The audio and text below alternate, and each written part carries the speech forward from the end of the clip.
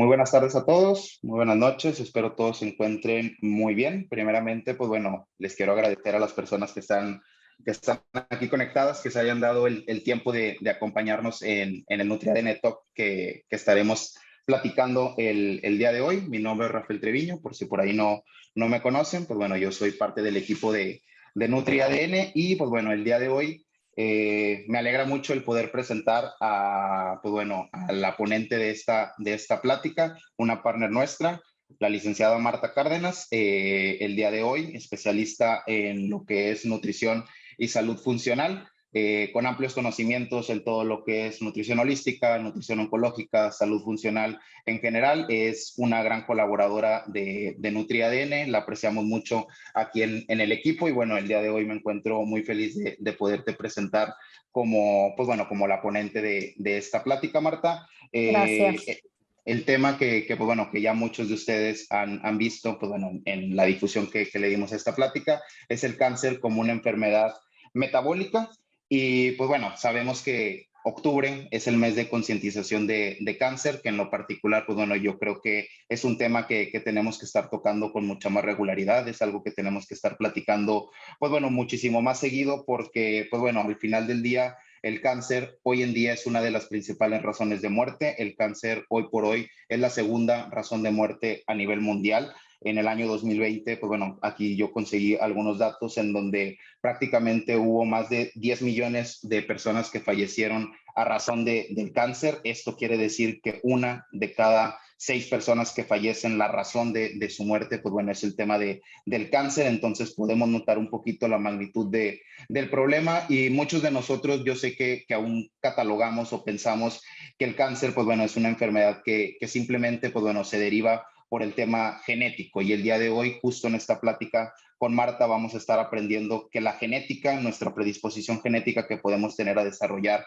algún cáncer, es solamente uno de muchos de los factores que terminan por apoyar en el desarrollo de esta enfermedad. Vamos a aprender, pues bueno, qué es un cáncer, cuáles son las características de un cáncer, qué tenemos, mucho más importante, qué tenemos en nuestras manos para poder actuar de manera preventiva, qué podemos controlar, qué podemos hacer, cómo podemos nosotros prácticamente alinear y pues bueno, trabajar sobre nuestros pilares de nuestro bienestar, hablando de nutrición, hablando de movimiento, hablando de descanso, de liberación de estrés, siempre con un enfoque preventivo, con un enfoque participativo y en donde pues bueno, podamos tomar acción sobre nuestro estado de salud. El día de hoy, pues bueno, sin mucha introducción, yo le cedo la palabra a Marta, pues bueno, para que podamos comenzar con esta plática. Adelante, Marta.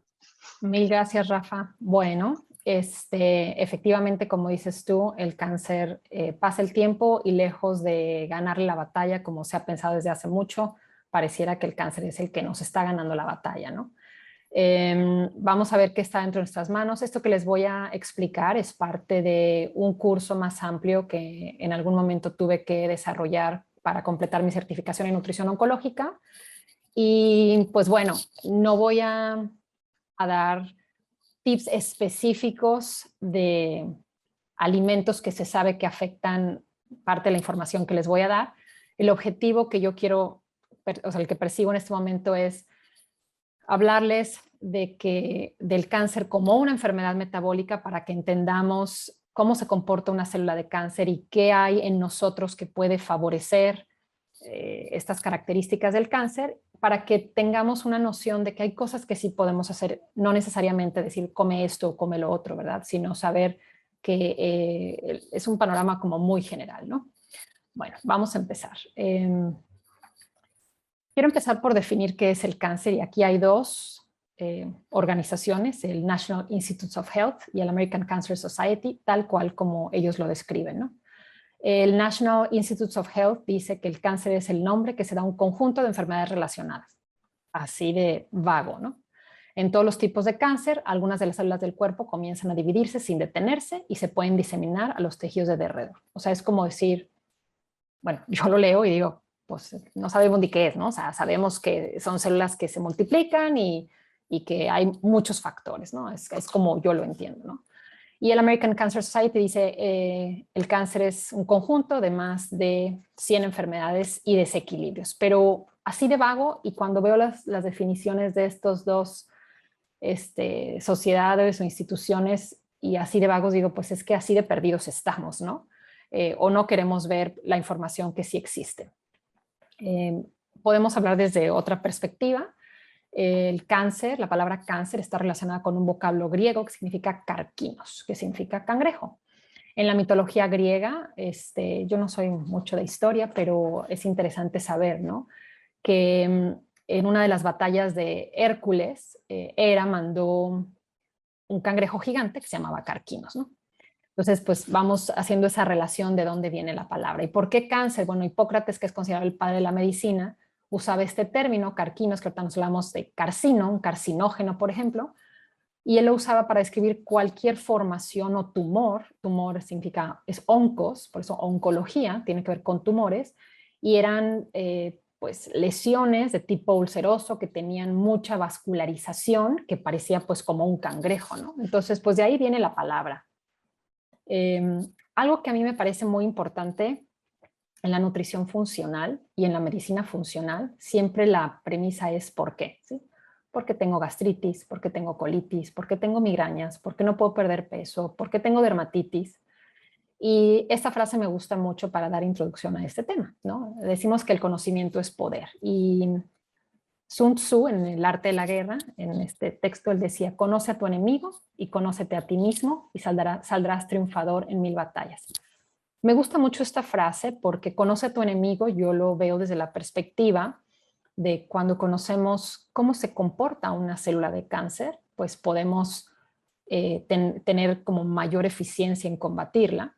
Y conócete a ti mismo, o sea, ¿qué hay de mí, no? O sea, si yo me quiero pelear contra algo, pues yo tengo que saber qué clase de enemigo tengo, ¿no? No es lo mismo llegar con un cuchillo o llegar con una pistola cuando a lo mejor aquel trae un arma de alto poder o no sé, ¿no? Y también, pues, qué capacidades tengo, ¿no? O sea, una persona que mide unos 50 y se va a poner contra uno de 1,80, ¿no? Entonces, son analogías a lo mejor un poco sonsas, pero como que ese concepto quiero que a partir de ese concepto que estoy explicando, entiendan la información que voy a poner. O sea, quiero hablar de cómo se comporta el cáncer y qué de nosotros lo ayuda o lo puede perjudicar. Hablando del cáncer, una primera pregunta ¿es una enfermedad genética o es una enfermedad metabólica? Por años se ha trabajado en la medicina tradicional que es una enfermedad genética. Muchos de los fármacos están diseñados para ir a modificar genes. Yo les puedo decir, por ejemplo, el típico caso de Angelina Jolie, ¿no? Que tenía la mutación en el BRCA, BRCA1 y BRCA2, y entonces pues ya tengo eso, ya me predispone, ¿no? Esos genes tienen la particularidad de ayudarnos a suprimir ciertas células que mutan. Entonces, si yo tengo una mutación ahí, no tengo ese gen disponible para tener una herramienta para que el cáncer no prolifere, ¿no? Entonces, si yo estoy partiendo de que por tener mutaciones ahí voy a desarrollar un cáncer, pues estoy viendo al enemigo como una cuestión genética y ahí va a estar mi línea de acción. Pero pues se sabe que las células de cáncer tienen una forma de comportarse muy diferente a una célula natural, ¿no? Esto no es nuevo, empezó en los años 20 con Otto Warburg, que él describía que las células de cáncer tienen un metabolismo energético diferente, lo voy a explicar un poquito más adelante, pero recientemente, digo recientemente porque pues Warburg es de los 20, el doctor Thomas Seyfried, que es un profesor en biología en Boston College, retomó todo esto. Él tiene también un doctorado en genética y bioquímica y una maestría en genética, ¿no? Y él habla de que el daño primero ocurre en las mitocondrias. Las mitocondrias, para quienes nos están escuchando que no están en el área de la salud, son organelos que hay en el interior de nuestras células y tenemos entre 1000 y 2000 mitocondrias por célula. Y en el interior de las mitocondrias es en donde se produce la energía, es en donde convertimos, lo voy a poner de forma muy general, lo que comemos en energía, ¿no? Entonces ahí se da la respiración celular y ahí se produce la energía. Entonces, Thomas Seyfried dice que primero se da una disfunción mitocondrial, hay un error en cómo operan las mitocondrias y eso genera una inestabilidad genómica y luego vienen las mutaciones. Entonces, sí, efectivamente, hay un componente genético, una mutación, pero se sabe desde hace mucho que eso se origina por un problema metabólico. Entonces, el decir si es genético o metabólico, pareciera que son dos bandos y que estamos viendo quién tiene la razón, y no son excluyentes. Lo interesante es entender cómo se da en la fisiología y cómo es que llegamos a eso. Y hay muchísima información de años de estudio y de artículos científicos muy serios en donde vemos que primero se viene la disfunción mitocondrial y luego viene una inestabilidad genómica que nos trae un daño genético, ¿no? Sabemos que las causas conocidas del cáncer es la genética, porque el 5 a un 10% de los cánceres que hay definitivamente son de origen genético heredado, y los otros son lo que les acabo de explicar. Entonces, la genética sí tiene un factor definitivo, no están peleados una teoría con la otra. La dieta, el estilo de vida, la exposición a los carcinógenos. Hay unas teorías que tienen que ver con virus e infecciones, uso de tabaco, de alcohol, desequilibrios metabólicos como inflamación crónica. Y les repito, ninguna excluye a la otra. Por eso quizá una de las definiciones de cáncer es que es un conjunto de más de 100 enfermedades, porque es multifactorial, ¿verdad? Entonces, según este tipo de publicaciones de las que les estoy hablando, el 90 al 95% de los casos van a estar causados por daños en la función mitocondrial. Y entonces de aquí partimos que el origen es metabólico y lo vamos a relacionar con la fisiología, que se refiere a cómo funciona el cuerpo, la psicología, que es la forma en la que percibimos el mundo y lo interpretamos, y la ecología de la persona. Más adelante, hablando de la parte de la psicología, les voy a compartir aquí en la pantalla la carátula de un libro que me parece formidable en este tema, ¿no? De cómo nuestras creencias afectan nuestra fisiología, y no es algo acá que no podemos aterrizar esotérico, es algo real, ¿no? Y yo se los comparto en consulta muchas veces, donde les digo, si tú evocas algo que te pasó en el pasado, agradable o desagradable, yo puedo detonar una respuesta fisiológica de que se me acelera la respiración o el pulso, que me sudan las manos, que se me quiebra la voz, que se me llenan los ojos de lágrimas. Simplemente con evocar algo, cuando yo traigo un pensamiento, yo detono una respuesta fisiológica medible, real, ¿no?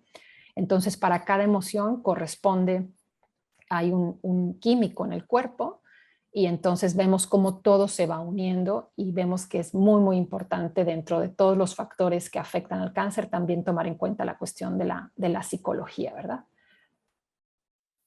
Bueno, vamos a hablar del enemigo, ¿no? ¿Cómo se comporta? Estos dos autores, Hanahan y Weinberg, en la revista Cell del 2006, publicaron cómo se comportaban las células de cáncer, y después hicieron una actualización en el 2011. Ellos hablaban de 6 características que exhibían una célula de cáncer y luego lo actualizaron a 10 características. De hecho, esta información hoy es aceptada por muchos oncólogos tradicionales e ignorada por muchos otros.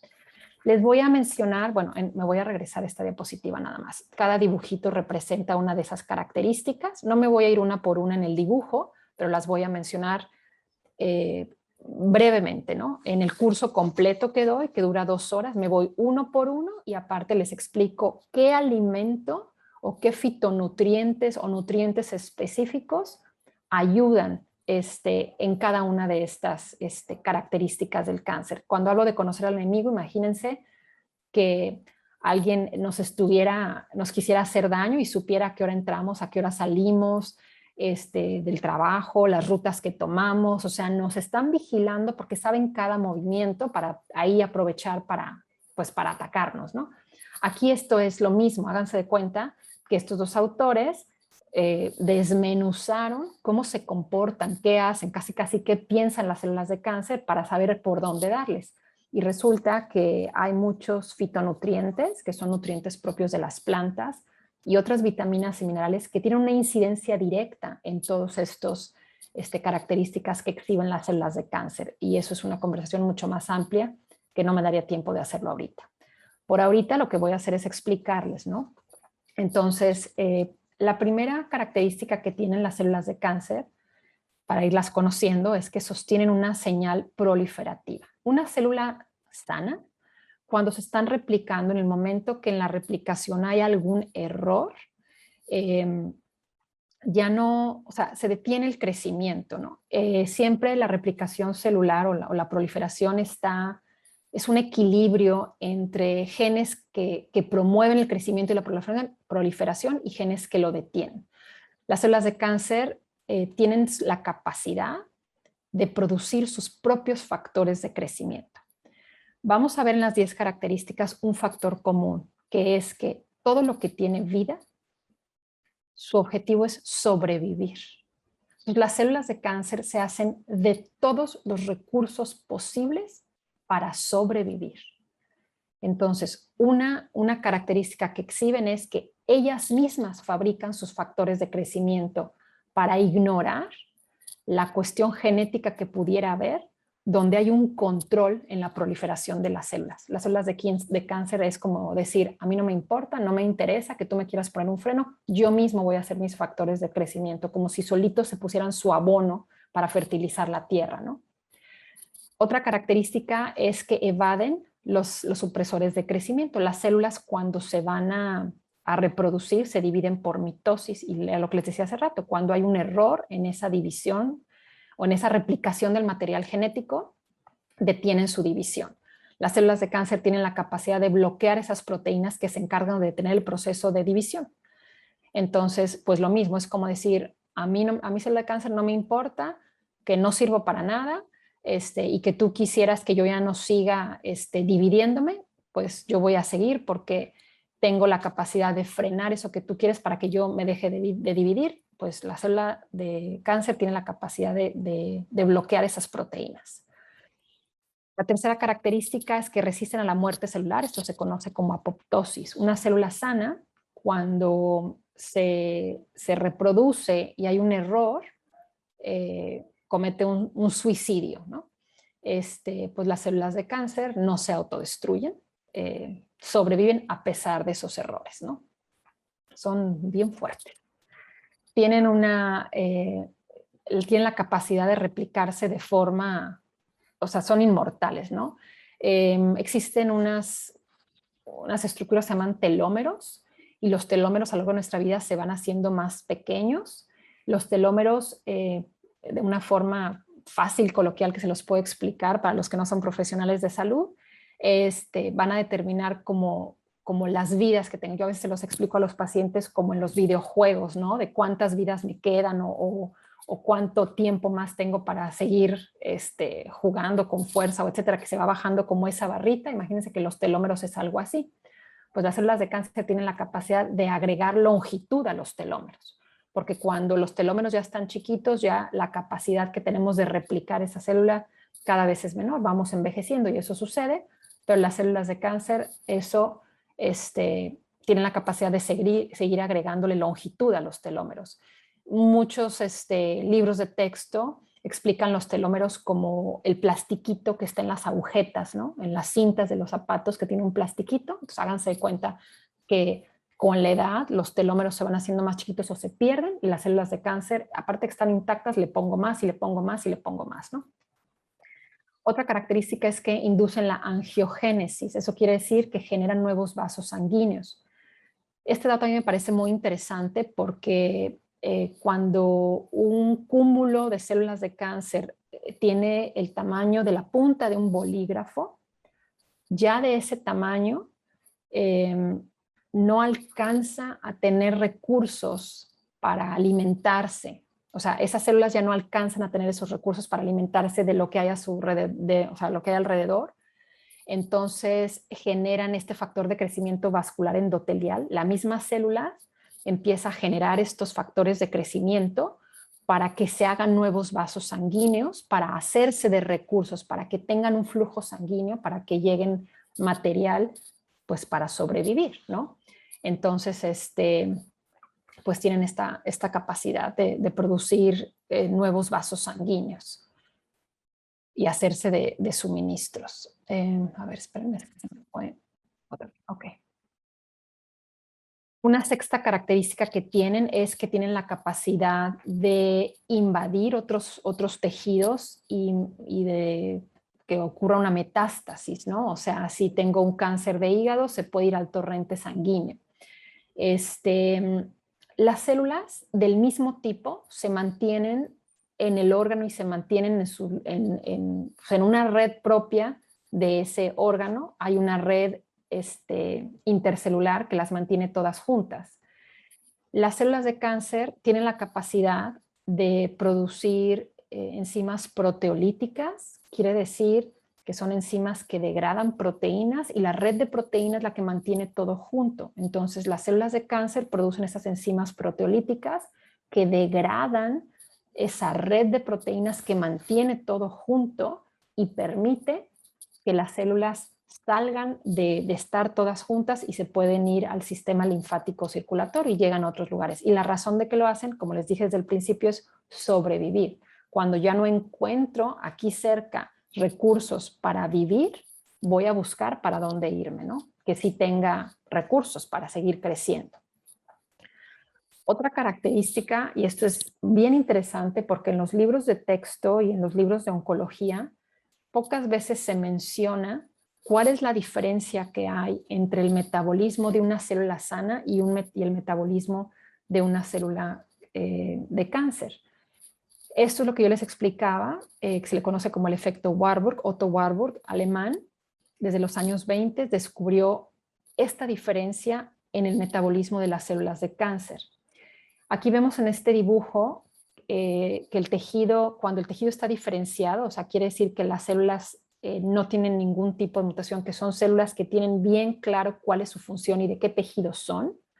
En presencia de oxígeno tenemos una respiración aeróbica, la glucosa se convierte en piruvato y esto que está aquí representado en rojo, que parecen como los dientes de un monstruito, es la mitocondria. Y aquí es donde se va a producir la energía, es donde se produce la mayor cantidad de energía. Si en un tejido sano hay ausencia de oxígeno, tenemos una respiración anaeróbica y lo que se produce es ácido láctico o lactato. Entonces, en una célula de cáncer, el problema está en este proceso de fosforilación oxidativa. Este proceso está dañado, entonces, aún en presencia de oxígeno, la energía se produce por la vía del piruvato a lactato. Mucho se ha escuchado de que el cáncer prolifera en un medio ácido, y es verdad, pero hay algo que hay que entender. La misma célula de cáncer, por este tipo de metabolismo que produce ácido láctico, acidifica su alrededor. O sea, es un subproducto de su metabolismo energético. ¿Ok? Ahora, aquí, por ejemplo, Rafa, que es experto en ejercicio, lo podría explicar mejor, ¿no? Pero cuando hacemos ejercicio que hay muchísima demanda, que no nos da tiempo, o sea, que llegamos a un ritmo anaeróbico, después por eso se nos acumula el ácido láctico y tenemos ese dolor, ¿no? Entonces, eso ocurre, esto es bien importante entenderlo porque aunque por esta vía anaeróbica de lactato producimos menos moléculas de ATP que por la vía aeróbica con la fosforilación oxidativa, es más rápida. Entonces, recordemos que una célula de cáncer, como tiene daño en este proceso de la fosforilación oxidativa, no le queda más que hacerlo por esta otra vía, como lo vemos en esta imagen, y eso hace que el metabolismo de la glucosa esté acelerado. Esa célula está ávida de glucosa porque necesita tener más insumo. Esta vía anaeróbica es más rápida para obtener energía, aunque te da menos moléculas de energía o de ATP, es mucho más rápida. Entonces, las células de cáncer dependen mayormente de glucosa y de glutamina por otro mecanismo que no está descrito aquí. Pero esto es bien importante, por ejemplo, para las terapias nutricionales, ¿no? Entender que las células de cáncer producen energía básicamente de glucosa porque hay un daño mitocondrial que daña la fosforilación oxidativa. Otra característica es que evitan su destrucción inmunológica. Cuando una célula sana se vuelve, tiene alguna mutación o eso, el sistema inmune pues las desecha, ¿no? Las células de cáncer tienen la capacidad de deprimir ciertos compuestos y ciertas células del sistema inmunológico para que no sean, para pasar desapercibidas, para no ser destruidas, ¿no? Entonces logran burlar muchos sistemas de seguridad, ¿no? Por ejemplo, aquí también promueven inflamación. Esta parte es bien importante porque creo que todos alguna vez nos hemos lastimado. Si se te tuerce un tobillo, por ejemplo, y pues pasamos por un proceso inflamatorio. La inflamación no es ni buena ni mala. O sea, la inflamación, cuando tiene que ser, es parte de un proceso de reparación. Entonces, ¿qué pasa con la inflamación? Que el sitio dañado, el tejido dañado, va a concentrar material para reparar. Entonces, la inflamación por eso se pone caliente el lugar, por eso está hinchado, por eso duele, ¿no? Entonces, a lo que quiero llegar es que la inflamación es un medio para hacerte de recursos. Cuando yo tengo algún daño en algún tejido, hay inflamación para aumentar la irrigación sanguínea a ese lugar y la llegada de factores de crecimiento y reparación.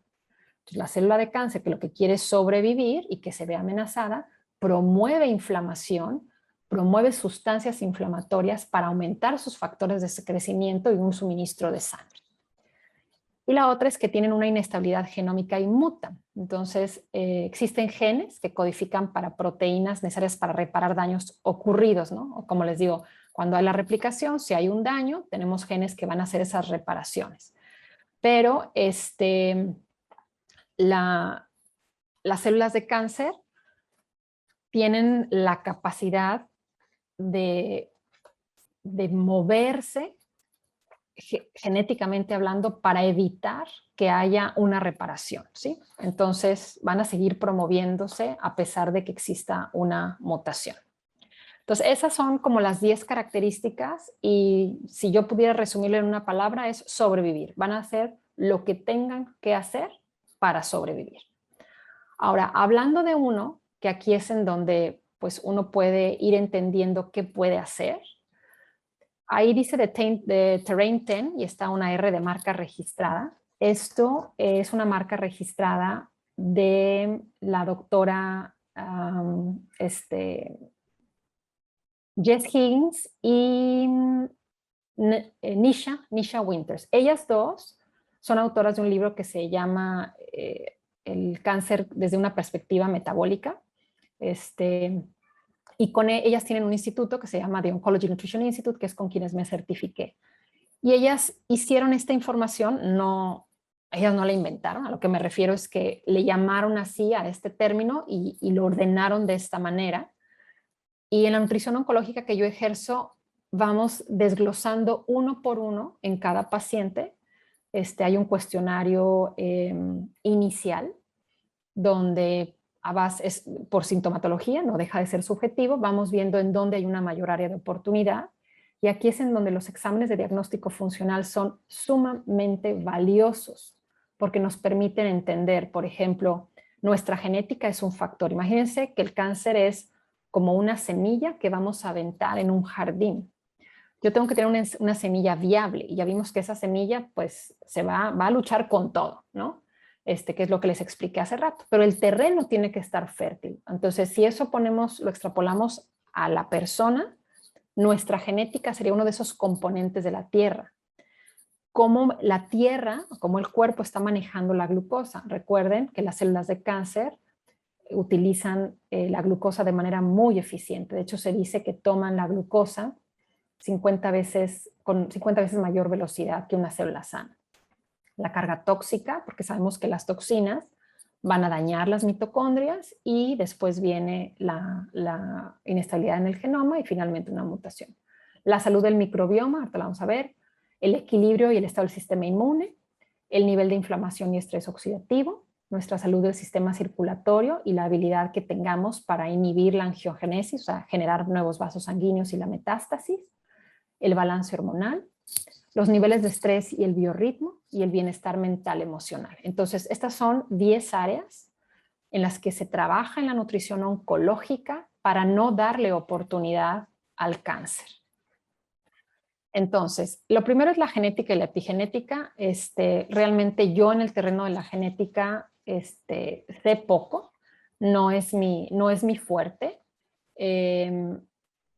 Cuando tengo pacientes con cáncer y hay un historial de familiares o ellos ya traen un examen de genética, pues abordamos esto porque la nutrición tiene que ver en cómo se expresan ciertos genes. Hay un proceso que se llama metilación, entre muchos otros, y la metilación, una de las funciones que tiene es prender y apagar genes. Entonces, en el área de nutrición, les digo, este tema es muy, muy extenso, pero por ponerles un ejemplo, el proceso de metilación, por ejemplo, la vitamina B12 y el folato son donadores de metilo, la colina es donadores de metilo, y de estos grupos y nos pueden ayudar, ¿no? Entonces, esta mujer, Lynn McTaggart, es una activista de nutrición y salud alternativa, y ella siempre dice, los genes se pueden encender, apagar o modificar por nuestro medio ambiente, lo que comemos, con quienes nos rodeamos y cómo vivimos nuestra vida. Entonces, pues sabemos que la genética, pues, no es destino, ¿verdad? No cambió. Después tenemos el microbioma. Ay, es que me regresé acá. El microbioma se refiere al conjunto de la información genética de la microbiota. Estos dos términos a veces se intercambian uno por otro, pero microbiota, lo más coloquial es llamarle la flora intestinal, es el conjunto de microorganismos o bacterias que tenemos en el cuerpo, y el microbioma es toda la información que compone o que está incluida en estas bacterias. Y pues tenemos muchísimas bacterias en el cuerpo, se dice que tenemos 10 veces más bacterias, o microorganismos que células en el cuerpo, la información genética es altísima, más que la que tenemos del ser humano, ¿no? Algo interesante del microbioma es que de la actividad de las bacterias benéficas se producen compuestos que modulan inflamación, que modulan expresión genética, y también nosotros tenemos a lo largo de todo el tracto digestivo neuronas. Se habla mucho del eje intestino-cerebro, pero es interesante saber que la microbiota, viviendo adentro de nosotros como parte de su metabolismo, genera metabolitos que son recogidos como información por todas esas neuronas que tenemos, y por el nervio vago llegan al cerebro, entre otras neuronas que tenemos que recogen información de lo que está pasando en nuestros órganos, llegan al cerebro y el cerebro integra toda esta información y emite una respuesta. Entonces, a lo que quiero llegar con esto es que la microbiota cumple una función muy importante en las respuestas de otras cosas, como que generalmente pensamos en la microbiota nada más en función de cuestiones digestivas. De hecho, en consulta muchas veces la gente, cuando les hablo de enzimas digestivas, me dicen, sí, yo ya tomo probióticos. Sacan esa relación entre enzimas digestivas y probióticos cuando no son lo mismo. La microbiota tiene que ver con procesos de digestión, pero tiene muchísimas otras funciones que intervienen en nuestro sistema inmunológico, en nuestro metabolismo de hormonas, en los procesos de inflamación, en la comunicación que tienen con el cerebro, en nuestro estado de ánimo. En fin, es mucho, muy, muy complejo. Y si tenemos bacterias o microorganismos que producen toxinas, por ejemplo, la cándida produce etanol como parte del metabolismo del azúcar que usa para vivir. Y ese etanol se convierte en acetaldehído, y el acetaldehído tiene una función o puede modificar la estructura de las proteínas. Y cuando la estructura de una proteína cambia, su función cambia. Y ahí podemos empezar a tener problemas donde si alguna de esas tiene que ver con la función mitocondrial, vamos a empezar a tener daño mitocondrial y una otra serie de repercusiones. Esta diapositiva que ven es como nada más como un tip de cómo mantener nuestro microbioma sano.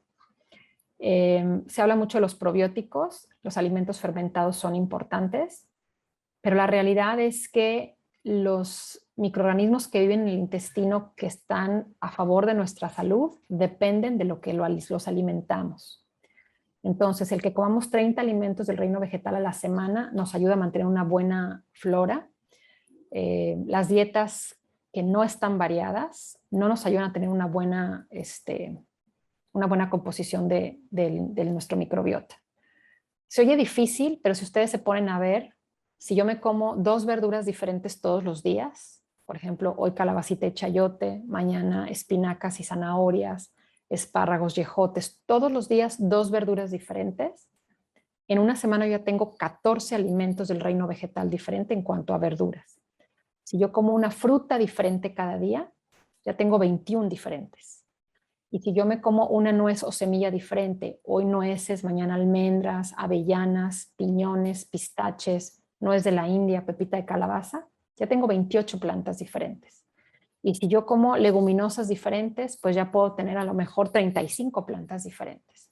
Entonces, esto se los comparto, que es de las pocas cosas de alimentación que les voy a compartir, porque algo que veo con mucha frecuencia en el consultorio es que no comemos variado. Y de la variedad de lo que comemos, del reino vegetal, sobre todo, depende que tengamos una buena microbiota. Entonces, alimentarla de esa forma, o sea, la microbiota, y también no dañarla. Si comemos alimentos que tienen antibióticos o pesticidas, o tomamos antibióticos de forma indiscriminada, eso también nos puede afectar. Y los edulcorantes artificiales, se ha visto, hay estudios que indican que también tienen un impacto en la salud de la microbiota. Entonces, bueno, este es otro factor del terreno para evitar el cáncer. El azúcar en la sangre, como les decía, las células de cáncer utilizan la glucosa como fuente de energía por el error metabólico que hay en las mitocondrias o el daño mitocondrial que hay. Investigadores de la Escuela de Medicina de Harvard reportaron que el 80% de todos los tipos de cáncer están impulsados por efectos de la glucosa y la insulina. La insulina es una hormona proliferativa de crecimiento y entonces con esto estamos favoreciendo la migración y la invasión del cáncer. Entonces, algo importante a saber, ahorita antes del webinar platicaba con una doctora que ella por muchos años, de hecho justo estábamos hablando de esto, por muchos años se dedicó a vender equipo médico y después a vender reactivos para este tipo de estudios, ¿no? Y justo platicábamos de esto, que cuando nos hacen un estudio, por ejemplo, un PET scan, al paciente llega en ayunas y recibe una sustancia radioactiva, que es lo que se prende en estos estudios, con glucosa. ¿Por qué? Porque por ese metabolismo energético alterado en una célula de cáncer, donde lo que toman es azúcar, que es su principal fuente, con eso se alimentan, entonces absorben la glucosa hasta 50 veces más rápido que una célula normal, y entonces lo que ustedes ven prendido en un PET scan son esas células cancerígenas que tomaron el azúcar, a diferencia de las sanas que no lo hacen con esa velocidad, ¿sí?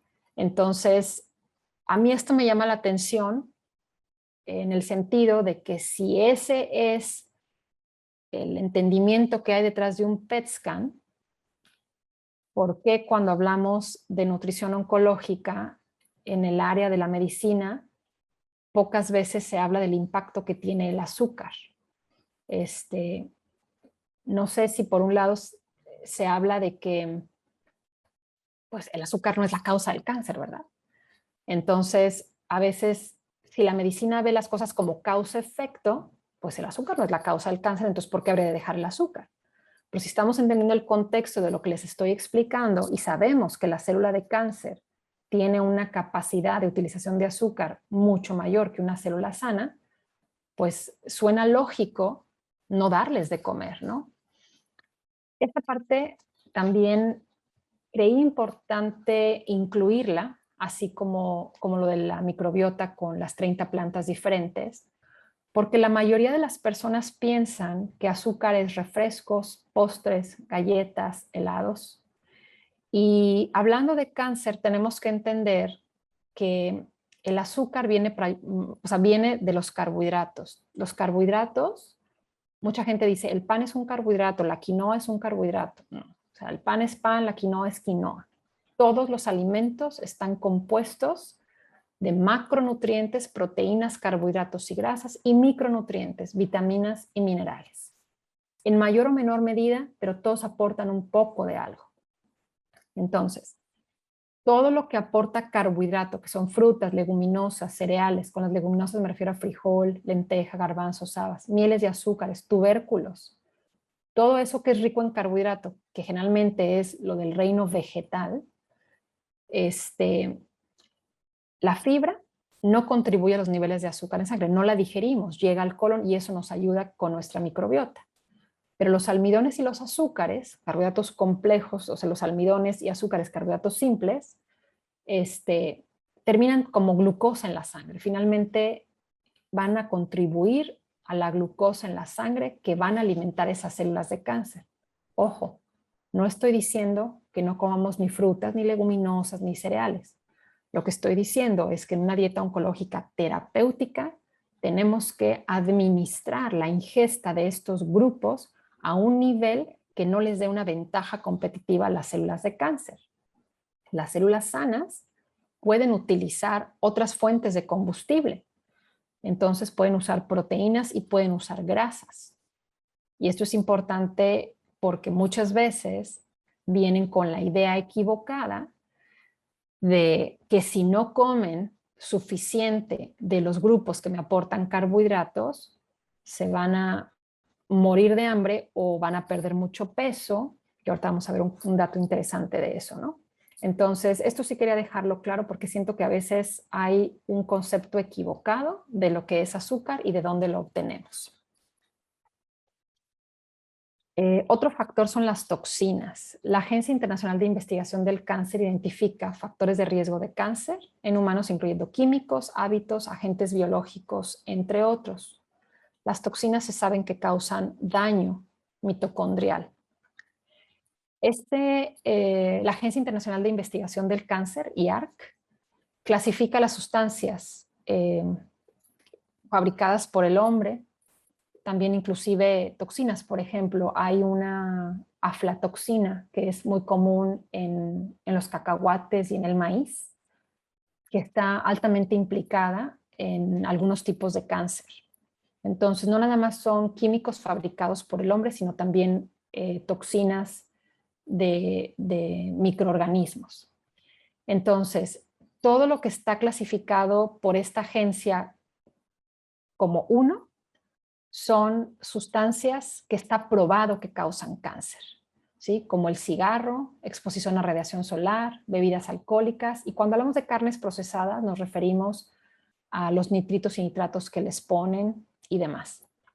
Es interesante, o para mí fue muy interesante saber que el tamoxifeno, que se utiliza para el cáncer de mama, está clasificado en este grupo 1. ¿Ok? Eso para mí fue como un shock. Luego tenemos los del grupo 2A, que probablemente causan cáncer, como las emisiones por frituras a altas temperaturas, por eso no queremos comer cosas fritas. Los esteroides, por ejemplo, muchas veces en las terapias de cáncer, por la naturaleza inflamatoria de la enfermedad, les expliqué que una de las características de la célula de cáncer es que promueven inflamación, se usan cortisona y otros esteroides. Entonces, pues esos están clasificados como probablemente carcinogénicos, ¿no? Muchas cosas que utilizamos de productos en el cuerpo. Ahí hablan de carne roja y realmente a lo que se refieren es a la carne que está quemada y cuando se utiliza, por ejemplo, carne asada que está expuesta al carbón y demás, ¿no? El grupo 2B son probablemente carcinógenos para el humano, 3 no están clasificados y 4 probablemente no lo están, ¿no? Entonces, esta información existe, cualquier persona interesada la puede investigar, un listado completo en la página de ellos, ¿no? Entonces, las toxinas pues también son un factor muy importante en el desarrollo de cáncer y hay mucho que podemos hacer por cambiar nuestros productos de higiene personal, con lo que limpiamos. Ahora hay muchos purificadores de aire. También hablando de toxicidad, pues están todas estas ondas electromagnéticas y demás a las que estamos expuestos, ¿no?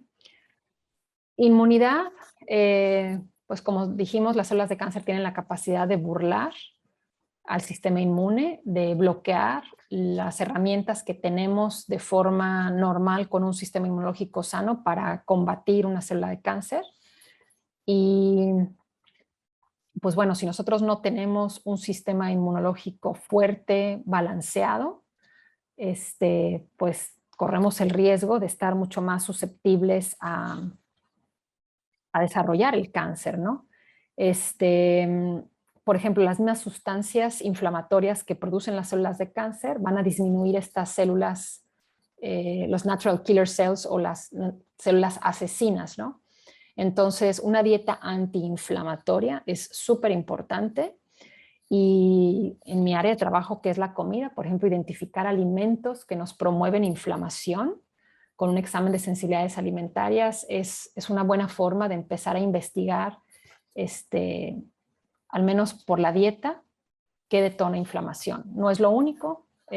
Por ejemplo, sabemos que los aceites de origen vegetal o los omega 6 promueven inflamación. Entonces, hay muchas cosas en el área de la nutrición que nos pueden ayudar a bloquear inflamación o a promover inflamación.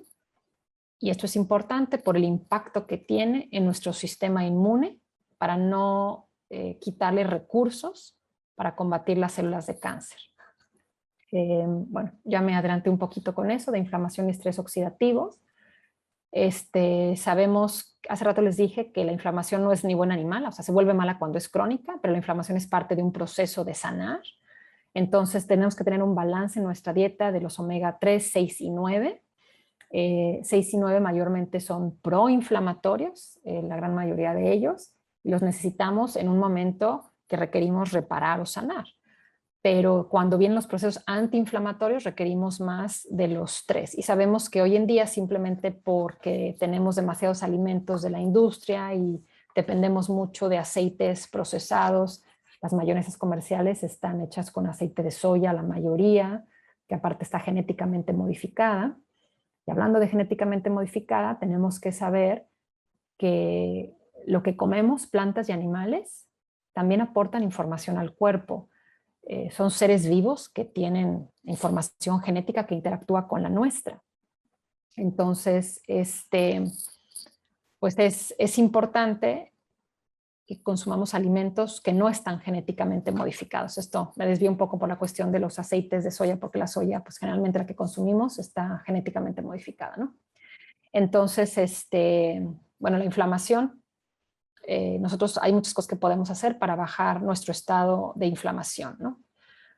Hace rato les mencioné, por ejemplo, el Ensure, ¿no? Que se usa mucho, yo lo he escuchado en muchas áreas de nutrición clínica cuando están perdiendo peso en el cáncer, ¿no? Aquí es importante que les mencione que hay un proceso que se llama caquexia, es un síndrome donde hay una pérdida de peso involuntaria, y ahí es donde la mayoría de la nutrición tradicional nos lleva a que el paciente con cáncer tenga suficientes calorías, que no pierda peso, que no les quitemos el azúcar o las harinas, o porque pierden peso, ¿verdad? De hecho, ahora está muy de moda la dieta keto, donde la gente pierde peso porque le baja los carbohidratos, comen muchísima grasa,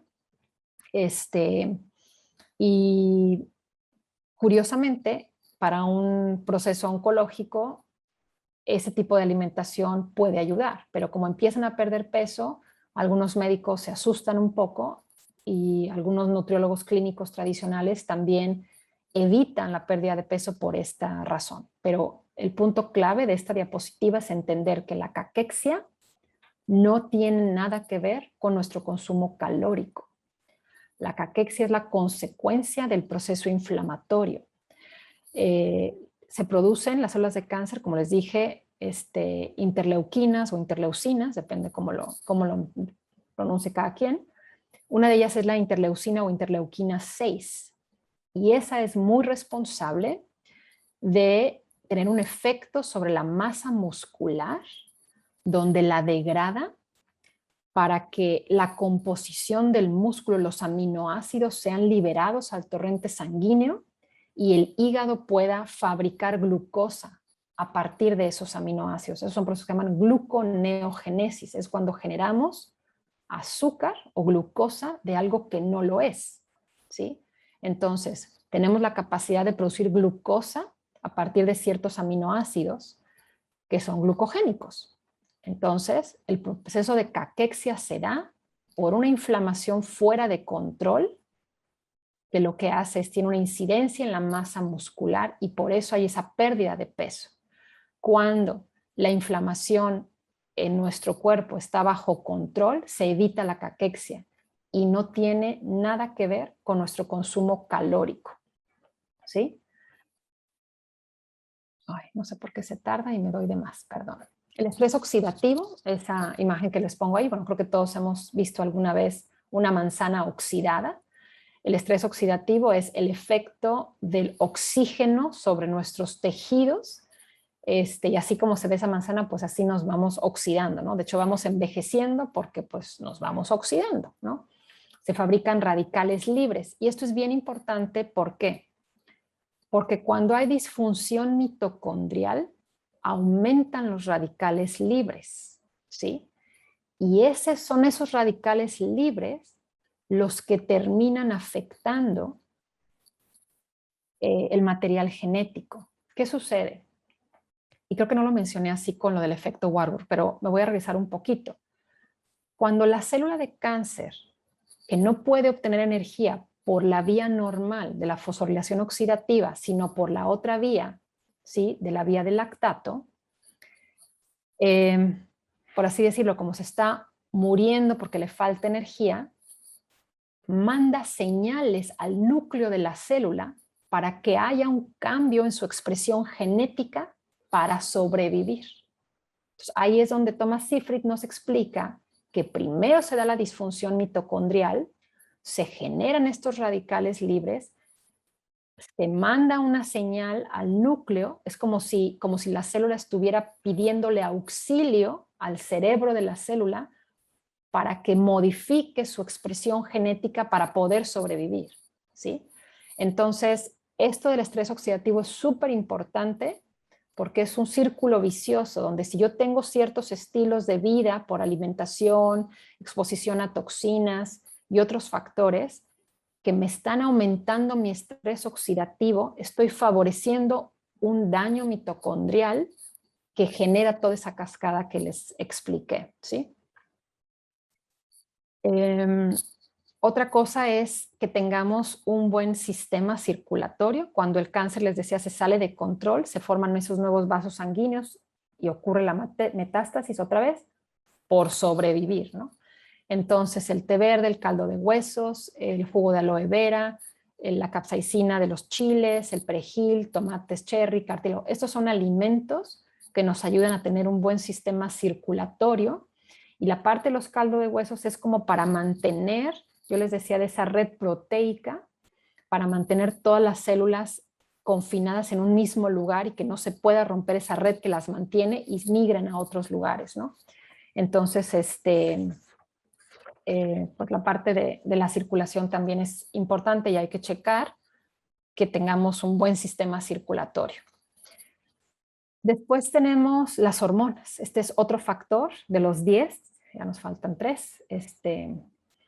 Las hormonas son importantes porque, digo, en las mujeres es fácil explicarlo cuando vemos que en nuestro ciclo menstrual, en la primera mitad del ciclo predominan los estrógenos y ese predominio de estrógenos hace que vayamos fabricando el endometrio y también que se va desarrollando un folículo. Entonces, con esa explicación, lo que les quiero dar a entender es que las hormonas, los estrógenos, son proliferativos, hacen que las cosas crezcan, ¿sí? De hecho, hay muchos tipos de cáncer que son sensibles a estrógenos, a progesterona o a ambos.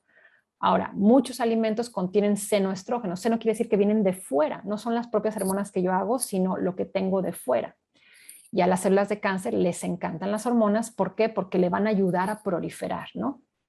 Y otra cosa es que los estrógenos estimulan la angiogénesis, que es la formación de nuevos vasos sanguíneos, y les explico que pues, a las mujeres o los que entendemos un poco eso, nos puede hacer sentido recordarlo de esta manera, que los estrógenos hace que yo fabrique el endometrio y al final de mi ciclo yo tengo un sangrado, o sea, hay una vascularización muy grande. Entonces, a lo mejor con eso podemos hacer como un clic del efecto que tienen los estrógenos para la formación de nuevos vasos sanguíneos, ¿no? Estrés y biorritmos. Este término que se llama anoikis significa estar sin casa. ¿Qué significa esto? Hace rato les decía que las células del mismo tipo tienden a quedarse en su lugar. Cuando estamos sometidos a estrés o cuando las células de cáncer ya no tienen recursos, empiezan como les dije en la parte de la metástasis, a deshacer la red que los mantiene juntos y pueden irse a otros lados. Entonces, sabemos que el estrés promueve este proceso de anoikis, este proceso de que las células migren, ¿sí? Y pues bueno, a ver, ok, esto no cambia, no voy a esperar porque luego se me tarda.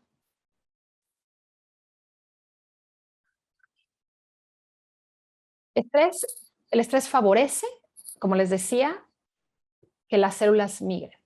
Por otro lado, hablando de biorritmos, que tiene que ver con nuestro ciclo circadiano, que es cómo operamos en el ciclo de 24 horas con la luz y con la oscuridad. Eso también es muy importante y ahorita les voy a explicar una cosa que pocas veces sabemos, o bueno, yo no había tenido información de esto antes y ahí les va. La melatonina ayuda a las células de cáncer a que se suiciden, a este proceso de apoptosis. Y además la melatonina ayuda a que la radiación sea mucho más efectiva. ¿Por qué les menciono esto con los biorritmos? La melatonina, por ejemplo, en dosis muy altas, se utiliza en procesos de cáncer. 30 miligramos, 50 miligramos, para favorecer esto. ¿Qué tiene que ver con los biorritmos? Mucha gente toma melatonina para dormir y yo lo encuentro extraño en este sentido. Cuando la gente tiene cáncer que es dependiente de estrógenos o que es sensible a estrógenos y progesterona, o tiene familiares con antecedentes de esto, cuando llegan a la menopausia, muchos médicos les dicen, ¿sabes que yo no te puedo dar terapia de reemplazo hormonal porque tienes antecedentes y eso te va a poner en peligro? Las hormonas funcionan en cantidades muy chiquititas. Y cuando nos estamos preocupando de no tener un reemplazo hormonal por el efecto que puedo tener de esas hormonas en el cáncer, la melatonina es una hormona. ¿Por qué no tratamos a la melatonina con el mismo cuidado que tratamos a las hormonas sexuales en los efectos que tiene en el cuerpo? Y la tomamos en gomitas y en gotas, cuando en realidad tiene un impacto mucho más grande si no se hace de forma terapéutica con esta información que están viendo ahí. ¿Cómo podemos ayudarnos a la melatonina? Y eso es lo que les dije hace rato, de que cuando yo lo aprendí me llamó la atención.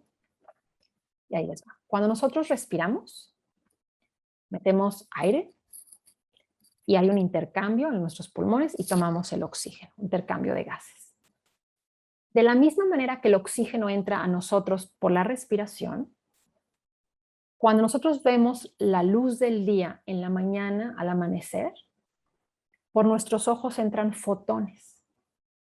Y esos fotones llegan a cada célula de nuestro cuerpo y las células tienen un reloj biológico interno. A eso nos referimos con biorritmos.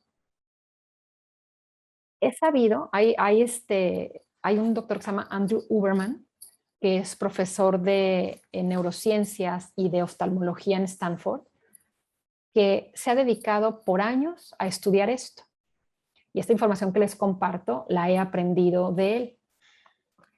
Y con él aprendí que nosotros en la mañana, cuando despertamos, si exponemos nuestros ojos a la luz del día, esos fotones entran en nosotros y activan nuestro reloj biológico. Y 14 horas después empezamos a segregar melatonina. La melatonina nosotros la segregamos en la oscuridad. Tiene que haber oscuridad para que segreguemos melatonina. Y esa es la información que yo tenía, que aprendí en la escuela. Pero en algún momento que me hizo ruido que la melatonina era una hormona y que la tomábamos de forma indiscriminada, el que busca encuentra, me puse a investigar y di con esta información y ahora he encontrado muchos libros donde se describe esto.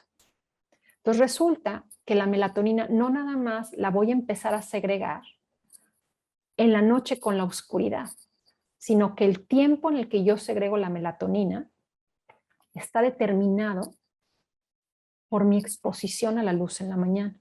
El problema que tenemos hoy en día es, ahora sobre todo con la pandemia, que estamos encerrados, que ya no estamos con la luz y que ya no tenemos esa noción de día y noche, simplemente ahorita.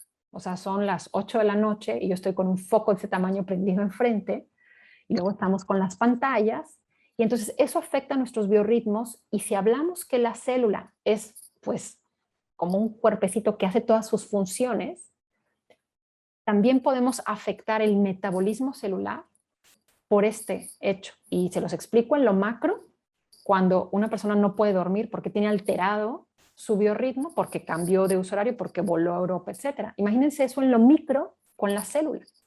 Entonces, es importante saber que cada célula tiene un reloj interno de un ciclo circadiano, que es el ciclo de las 24 horas. Entonces, el que nosotros tengamos nuestros biorritmos en orden es una forma de también ayudarnos para prevenir el cáncer. Y parece algo como que tiene que ver, pero tiene muchísimo que ver, ¿sí? Y el estado mental emocional sería el último punto. Nuestro estado emocional, como les expliqué al principio, si yo evoco algo, puedo generar una emoción que puedo aparte medir o sentir y tiene un impacto en nuestra salud.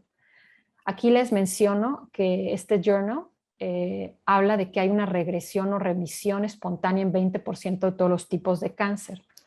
Para los que están escuchando que les interesa saber más de este tema, este libro es excelente, se llama Mind Over Medicine, de la doctora Lisa Rankin. Ella tiene varios videos en YouTube, ha hecho varios TED Talks. Ella es ginecóloga y después de muchos años de práctica profesional y ella en sus 30 con muchos padecimientos y con muchos fármacos, ella narra que se la pasaba atendiendo hasta 40 pacientes al día con sesiones de 7, 8 minutos en la forma en que operaban en los hospitales en Estados Unidos. Y ella dijo, no más. Y entonces dejó su práctica profesional y ella había visto muchísimos casos de remisión en cuestiones de cáncer y otras enfermedades crónicas y crónico-degenerativas. Y se dio a la tarea, creo que fue 1 o 2 años, no recuerdo bien, a investigar. Y ella como científica que es médico de formación, dice que con un papá médico tradicional, recalcitrante en fisiología y en anatomía y lo que estaba validado científicamente, dijo, bueno, yo quiero encontrar en la literatura por qué se dan estos casos de remisión. Y dice que se sorprendió de ver la cantidad de literatura científica que explica, y su libro está buenísimo porque al final te pone todas las referencias bibliográficas de todo lo que te pone. Hay un caso muy interesante de un fármaco que se estaba desarrollando. La persona tenía un tipo de cáncer y le dijeron que este fármaco lo curaba, ¿no? Entonces, pues el médico oncólogo se lo empieza a dar y a los 15 días ya no tenía el tumor.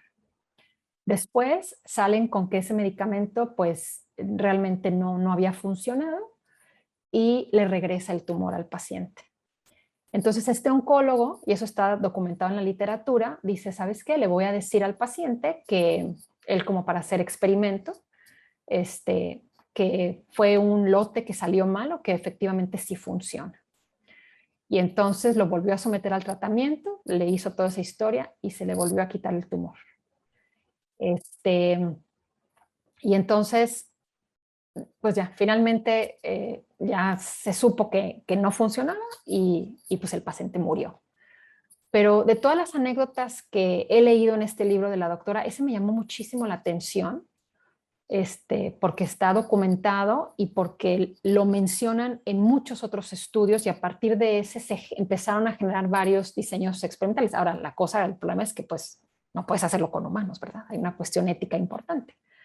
Pero lo que a mí me gusta de esta parte del estado mental emocional es, al menos de esta doctora, está súper bien explicado de manera científica y de por qué ocurre. Y como les dije hace rato, lo que pensamos genera químicos en el cuerpo y eso lo vemos como emociones o lo sentimos como una emoción, pero hay una química en nuestro cuerpo asociado a ello y entonces es parte de nuestro terreno, ¿sí? Bueno, entonces, para terminar, la nutrición oncológica nos ayuda en todas estas áreas, ¿verdad? Nos va a aportar nutrientes para contrarrestar deficiencias nutricionales si yo tengo algún tipo de mutación genética, por ejemplo, que impacte la metilación. Pues bueno, con nutrición, la nutrición oncológica nos puede ayudar con eso, ¿no?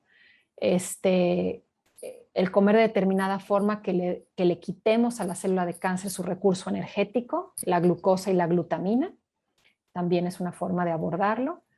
Mantener una microbiota sana, con los tips que les di de las 30 plantas, con no consumir cosas con antibióticos y pesticidas. También la alimentación nos puede ayudar a reducir la inflamación. Los fitonutrientes de las plantas, del reino vegetal, muchos son antiinflamatorios. Nos ayuda a desintoxicar y a nutrir. Para mantener un balance hormonal, esto es súper importante. Si nosotros tenemos hormonas del estrés, cortisol, adrenalina, eso afecta nuestro manejo de glucosa, eso afecta a nuestras hormonas tiroideas y eso afecta a nuestras hormonas sexuales. O sea, en ese orden vamos. Entonces, nuestra forma de comer tiene un impacto importante en todas esas áreas. Fortalecer el sistema inmunológico. Por ejemplo, en nutrición oncológica usamos aceite de hígado de bacalao. Es rico en unos compuestos que se llaman alcagliceroles, que aumentan la producción de glóbulos blancos, y eso es pues, muy importante. Reduce la inflamación y el estrés oxidativo, les decía, hay alimentos proinflamatorios y alimentos antiinflamatorios. Ayuda a biotransformar toxinas y eliminarlas. Los procesos de biotransformación que lleva el hígado para hacernos de toxinas dependen de nutrientes, sobre todo de aminoácidos, vitaminas. Y la nutrición nos puede ayudar a evitar la metástasis y pues la angiogénesis, ¿no? Que es la generación de nuevos vasos sanguíneos. Y pues de mi parte sería todo. Creo que por ahí di un poquito de saltos en los temas y demás, pero espero que les haya servido de algo y no sé si alguien tenga alguna pregunta o tú, Rafa, si quieres hacer algún comentario. Pues yo simplemente, verdaderamente agradecerte enormemente la plática del día de hoy, Marta, porque sinceramente, digo, creo que la información es de muchísima ayuda, creo que la plática es muy provechosa, creo que es bastante, no sencillo, pero es mucho más fácil decir qué es lo que no hay que hacer, no comas esto, no comas lo otro, evita este tipo de hábitos, y es mucho más difícil el dar recomendaciones que nos puedan ayudar, que fue lo que aprendimos el día de hoy. Y digo, simplemente para concluir un poquito el tema, nos damos cuenta que evidentemente el cáncer, pues bueno, es una enfermedad metabólica, es una enfermedad multifactorial, tienen que actuar muchísimas cuestiones en conjunto para que esto se llegue a desarrollar y tampoco es algo que sucede del día a la mañana. Me explico, es todo un proceso, es todo, vaya, es todo un estilo de vida lo que se tiene que ir adaptando, sea bueno o sea malo, para que se desarrolle una enfermedad o bien para poder prevenir alguna otra enfermedad. Y digo, la relación que nosotros ya llevamos, igual para profesionales de la salud que estén aquí, tú sabes que NutriADN, pues bueno, básicamente nuestro principal objetivo es el poner a disposición de cada vez más profesionales de la salud y de las personas en general las herramientas que tenemos para poder pues para poder mantener nuestro estado de salud, para poder prevenir enfermedades, yo siempre, bueno, no siempre, pero últimamente he traído mucho una frase que leí en un libro en donde pues prácticamente nos dicen que el estar enfermo hoy en día es una decisión, me explico. Hoy tenemos tantas herramientas que nos ayudan a conocer precisamente esta información, porque la información que nos has dado de, oye, pues los grupos B que nos pueden ayudar al tema de metilación, el tema del lactato, el tema del estrés oxidativo, el tema de la sensibilidad de inflamación, vaya, todo esto, porque digo, a mí ahorita digo, me llama mucho la atención porque como tú sabes, nosotros nos enfocamos a lo que es el análisis genético y claro que tenemos un análisis genético que nos va a ayudar a conocer esta información de, oye, ¿sabes qué? Pues tienes una predisposición a desarrollar un cáncer, a lo mejor ya tienes una mutación en el BRCA1, BRCA2, pero al final del día a mí lo que me impactó mucho más es que, ok, podemos conocer la información de si ya tengo alguna variante genética que a lo mejor me predispone a desarrollar algún tipo de cáncer, pero oye, todo lo que podemos conocer, por ejemplo, con una prueba nutrigenética, con una prueba NutriADN que nos puede indicar cómo es tu metabolismo de la B9, de la B12, de la B6, cómo es tu eliminación del lactato, cómo es tu sensibilidad a la inflamación, cómo es tu proceso de envejecimiento que se relaciona mucho también con esta parte que comentabas de los telómeros, cómo es tu metabolismo a lo mejor de los carbohidratos, vaya, cómo podemos al final del día adaptar los 4 pilares de nuestro bienestar, que digo, aquí prácticamente los tocamos los 4, temas de nutrición, temas de movimiento, temas de descanso, temas de estrés. Y claro que la parte emocional, pues digo, es algo que a mí también últimamente me he metido mucho en esa parte por precisamente todo esto de la epigenética y cómo nuestros pensamientos, al final del día emoción, pues viene de esta palabra de emoción, energía en movimiento. Entonces las emociones que Claro. tenemos, pues es energía en movimiento que claro que va a terminar teniendo un efecto en los procesos fisiológicos de todo nuestro organismo. Entonces creo yo que el objetivo de la plática, que lo presentaste desde un inicio, el poder ver el cáncer como una enfermedad metabólica, como un todo, pues hace mucha referencia también a lo que estamos tratando de hacer, que es prácticamente salud funcional, medicina funcional. Tú puedes llegar con tu profesional de la salud con la sintomatología final, me duele esto, me duele aquello, no bajo de peso, tengo la piel reseca, no puedo dormir por las noches, tengo ansiedad, pero créeme que detrás de esa sintomatología, que a lo mejor tú, si no eres profesional de la salud y estás buscando alguna asesoría o poderte acompañar con algún profesional de la salud, detrás de esa sintomatología que tú presentas y que todos hemos presentado alguna vez, hay una raíz del problema, me explico, hay algo que tenemos que trabajar y el poder conocer cómo se encuentra tu microbiota, cómo está el tema, pues igualmente de tus hormonas, cómo está también tu metabolismo de todos estos nutrientes, cómo se encuentran, porque digo, con la prueba también, la prueba a través de cabello, que podemos analizar factores epigenéticos, también claro que podemos conocer qué te está afectando actualmente, estás muy cargado de radiaciones, tienes muchas toxinas, muchos químicos, hidrocarburos, etcétera, para precisamente empezar a tomar, ahora sí que tomar acción sobre nuestra salud. Hoy en día está en nuestras manos totalmente el cuidar qué nos estamos metiendo a la boca, nuestras horas de sueño, nos movemos, no nos movemos, de quién te rodeas, qué piensas. Todo esto está totalmente a nuestro alcance, pero como tú lo comentaste de inicio, el conocimiento es poder y creo que el que nos hayas podido compartir todo esto que tú vienes años estudiando, pues bueno, estoy seguro que no soy el único que esto le ha ayudado muchísimo y pues bueno, simplemente nuevamente el agradecerte por darte el tiempo, por poder venir a transmitir un poquito de tus conocimientos y pues bueno, todas las personas que estén por ahí interesadas igual en tener alguna asesoría, pues bueno, por aquí tienen ya el contacto de Marta, esa es su página de internet, su correo electrónico igualmente es marta@martacardenas.com, entonces por ahí igual se pueden poner en contacto con ella. Ella, pues bueno, trabaja con las herramientas que nosotros igualmente utilizamos en la clínica y pues bueno, se pueden dar que es un excelente profesional de la salud. Y pues bueno, Marta, te agradezco mucho el tiempo y pues no sé si tú quieras No, agregar algo más. no, nada más, o sea que realmente de los exámenes que ustedes ofrecen, ahorita que mencionabas, por ejemplo, el de epigenética, el saber exactamente qué es lo que nos está influyendo en ese momento, creo que es muy importante porque a lo mejor oyendo toda esta información, si una persona tiene cáncer y lo está escuchando, pudiera sentirse abrumada de por dónde empiezo, ¿verdad? O sea, porque aparte es un poco de todo. pero sabiendo que existen las herramientas, como tú dijiste ahorita, oye, pues estar enfermo, o sea, tienes la solución porque la información existe para poder estar mejor,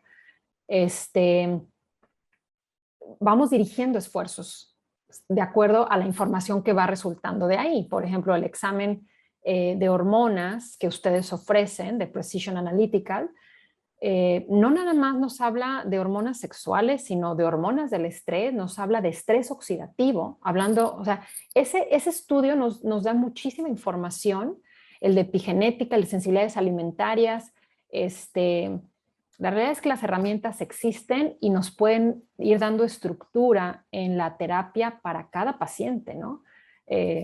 Cuando hacemos el Nutri-ADN, que vemos cómo metabolizamos la glucosa de forma personal, también eso nos lleva a esta paciente necesita una dieta mucho más estricta porque genéticamente trae esa predisposición de un mal metabolismo de carbohidratos o no. Por ejemplo, la dieta keto es la que se promueve. Sin embargo, hay gente que por genética no podría consumir más del 20% de sus calorías de grasa. Entonces, no le vamos a hacer un bien con eso. Entonces, hay que tener claro que es muy personal, que hay una bioindividualidad y que por eso no me quería meter en decir, come esto, esto y esto, esto, porque no es universal. Pero si conocemos al enemigo, entendemos cómo se comportan las células de cáncer y dónde las vamos a estorbar, y qué de lo mío, ahí es donde entran los estudios de diagnóstico funcional. Yo puedo conocerme qué está ocurriendo conmigo para ver qué tengo que alterar para no hacer un terreno fértil. Sí, no, y ese conocimiento que uno tiene de su cuerpo, sinceramente, y digo, igualmente yo lo comparto, pues como digo, obviamente digo, no he tenido algún caso en donde pues tenga alguna de estas enfermedades, pero sí te llega, vaya, el grado de conciencia que tú llegas a tener cuando conoces toda esta información y cuando tienes el acompañamiento de un profesional de la salud que lo ve de esta manera, no nada más el cáncer, porque digo, hoy en día estamos hablando de cáncer, al final del día hay muchas enfermedades que la mayoría son multifactoriales, me explico, o sea, que tienen que actuar distintas cuestiones en conjunto para que se desarrollen ese grado de conciencia también que crea un paciente en su tratamiento, también creo que afecta muchísimo este último punto del cual platicabas, que es el estado emocional, te pone en todo un mindset totalmente distinto y que esto es evidente que tiene un efecto en nuestra salud, en nuestro bienestar. Entonces, pues bueno, como tú lo comentaste de inicio, y pues bueno, la frase que tenemos aquí, nuestros genes al final del día no terminan por determinar nuestro destino, está en nuestras manos el poder tener toda esta información, el poder conocer qué podemos hacer y empezar a tomar acción, porque al final del día son decisiones que tomamos día a día, a día, claro, a día. Son hábitos de nuestro estilo de vida. Entonces, pues bueno, te agradezco nuevamente la información. Y pues listo, digo, si por ahí tienen alguna pregunta, nos la pueden hacer llegar por el chat, lo pueden hacer llegar a mi correo igualmente, rafael@nutriadn.com, al correo de Marta también lo pueden hacer llegar esas dudas y pues bueno, nosotros por ahí vamos a estar a la orden. Excelente ponencia, muchas gracias, pues, por las personas que se conectaron y muchas gracias, Marta, que tengas una excelente noche. Te cuidas. Igualmente, gracias a todos, bye bye.